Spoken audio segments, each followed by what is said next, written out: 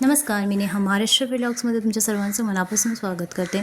आषाढी एकादशी निमित्त आज आपण साबुदाण्याची मऊसर अशी खिचडी बनवणार आहोत। तर त्यासाठी रात्रभर मी साबुदाणा भिजत ठेवला होता।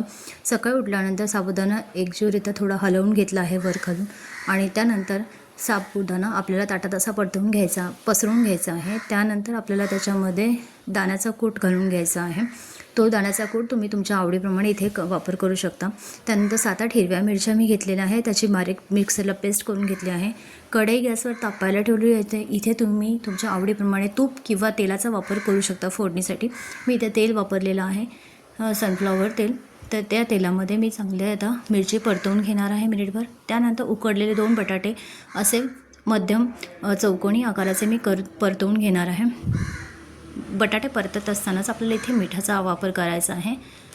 तर त्यानंतर आपण साबुदाणा हलवून घेणार आहोत कढईमध्ये व्यवस्थितरित्या।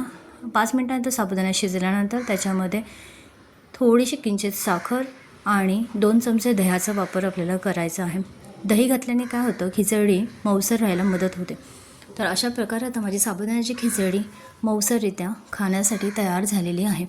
तर मी इथे दही जे होतं ते दहीच घुसळलेलं आहे आणि अशा प्रकारे ताक मी घरीच बनवलेलं आहे। तर ही रेसिपी तुम्हाला कशी वाटली कमेंट करून नक्की सांगा। चॅनलला नवीन असाल तर लाईक, शेअर, सबस्क्राईब करायला विसरू नका। Thank you so much.